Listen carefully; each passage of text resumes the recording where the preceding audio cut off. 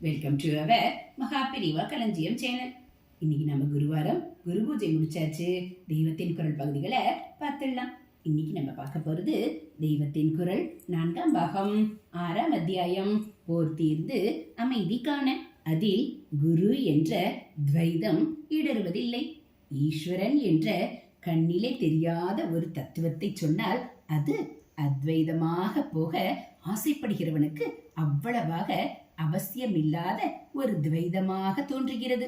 ஆனாலும் பிரத்யக்ஷத்தில் இவனுக்கும் ஒரு அனுபவியின் உபதேசமும் அனுகிரகமும் தேவைப்படுகிறது. ஆனபடியால் இப்படி உபகாரம் பண்ணுபவராக குரு என்று ஒருவரை இவனுடைய கண்ணுக்கு முன்னால் மனுஷ ரூபத்தில் காட்டுகிற போது அதன் துவைதம் இவனுக்கு இடறுவதில்லை.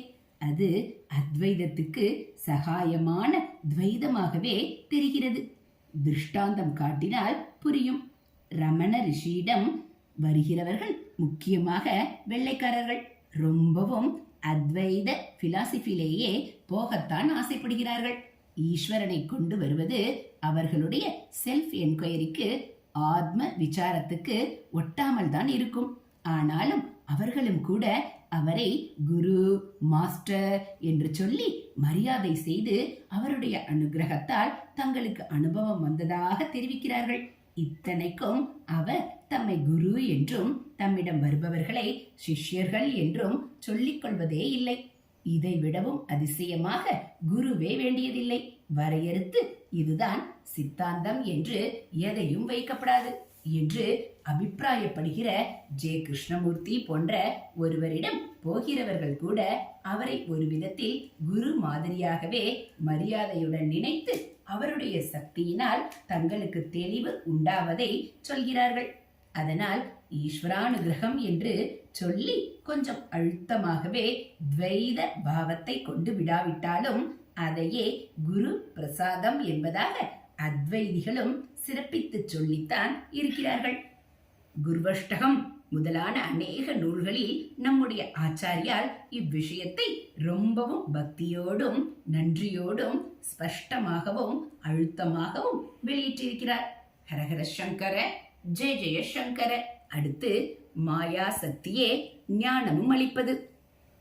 ஈஸ்வரன் ஞான ஸ்வரூபி, அவனே ஞானம் தருபவன் என்கிற விஷயத்தை சொல்லாமல் சொல்லும் சூக்ஷமமான முறையில் ஆச்சாரியால் கோணோபனிஷத் பாஷ்யத்தில் வெளியிட்டிருப்பதாக தோன்றுகிறது. யார் எது செய்தாலும் அது தன்னுடைய சொந்த சக்தியை கொண்டு அல்ல, பிரம்மத்தின் சக்தியை கொண்டுதான் எவரும் எதையும் செய்ய முடிவது என்று அம்பாள் இந்திரனுக்கு உபதேசித்ததாக அந்த உபனிஷத்திலே இருக்கிறது. மூலத்திலே அம்பாளை ரொம்ப சோயையுள்ளவள் உமா என்றும் ஹைமவதி என்றும் பெயருள்ளவள் என்றுதான் சொல்லி இருக்கிறது. ஆனால் ஆச்சாரியாலோ இதற்கு பதம் பதமாக செய்த பாஷ்யம், வாக்கியம் வாக்கியமாக செய்த பாஷ்யம் ஆகிய இரண்டிலும் அம்பாளை திரும்ப திரும்ப வித்யா என்று சொல்கிறார். வித்யா என்றால் ஞானம் என்றே அர்த்தம். ஞானம் என்றால் அத்வைதத்தில் பிரம்ம ஞானம்தான். அதாவது ஜீவன் தன்னுடைய ஆத்மாவே பிரம்மம் என்று உணர்வதான அத்வைத ஞானம்தான். உபனிஷத்தில் பலவிதமான உபாசனைகளையும் வித்யா என்றே சொன்னாலும் அவற்றிலெல்லாம் அந்த உபாசனையை சம்பந்தப்படுத்தி அதற்கு இன்ன வித்யா என்று அடைமொழி கொடுத்து பெயர் சொல்லி இருக்கும். இப்படி இல்லாமல் வெறுமே வித்யா என்று மட்டும் சொன்னால் அது பிரம்ம வித்யாதான், அதாவது ஆத்ம ஞானம்தான். சோபையுள்ளவற்றிலெல்லாம் பரம சோபையானது வித்யையே என்று அம்பாளை வித்யாவாக சொல்கிற ஆச்சாரியால் பாஷ்யம் பண்ணியிருப்பதால்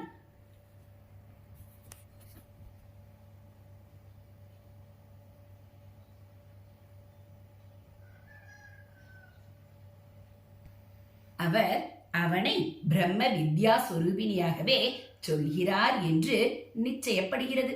அவித்யா என்றால் அஞ்ஞானம். மாயையை ஆச்சாரியால் அவித்யா என்றே சொல்வார்.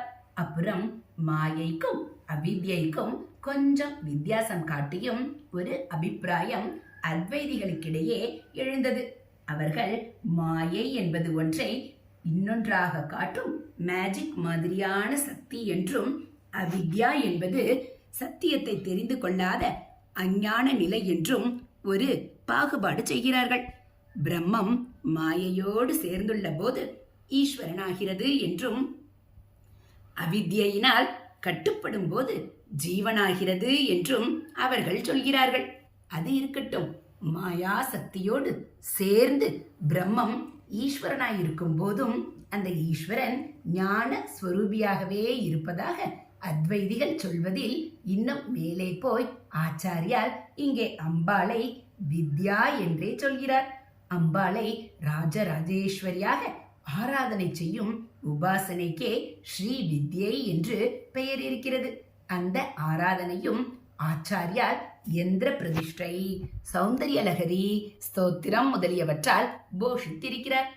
மாயையாகவே இருக்கிற அவளை மாயா நிவிருத்தியையே மோட்சமாக சொன்ன ஆச்சாரியால் ஞானாம்பிகையான வித்யாவாக சொல்வதால் மாயையால் லோகத்தை நடத்தும் சக்திதான் அதிலிருந்து விடுவிக்கவும் செய்கிறது என்று அவர் காட்டுவது தெரிகிறது. ஹரஹர சங்கர ஜெய் ஜெய சங்கர, ஹரஹர சங்கர ஜெய் ஜெய சங்கர. மகா பெரிவாச்சரணம். இது போல தெய்வத்தின் குரல் பகுதிகளை நீங்க தினந்தோறும் கேட்கணும் அப்படின்னா மறக்காம நம்ம சேனலை சப்ஸ்கிரைப் பண்ணுங்க. கூடவே பெல் ஐகானை கிளிக் பண்ணி ஆளுங்கிற பட்டனையும் அழுத்திடுங்க.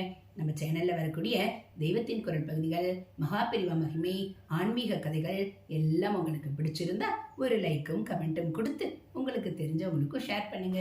தேங்க்யூ.